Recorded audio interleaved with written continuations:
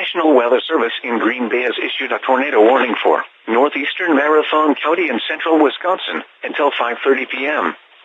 At 4:44 p.m., a confirmed tornado was located over Weston, or 7 miles southeast of Wausau, moving northeast at 40 miles per hour. Expected hazards included a damaging tornado.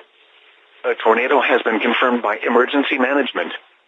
Impact: flying debris will be dangerous to those caught without shelter. Mobile homes will be damaged or destroyed.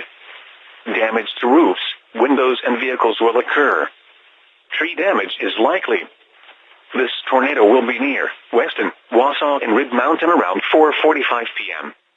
Other locations impacted by the tornado include Camp Phillips Scout Camp, Rothschild, Schofield, Evergreen, Ringel, Sunset, Nutterville, Glandon, and Hogarty.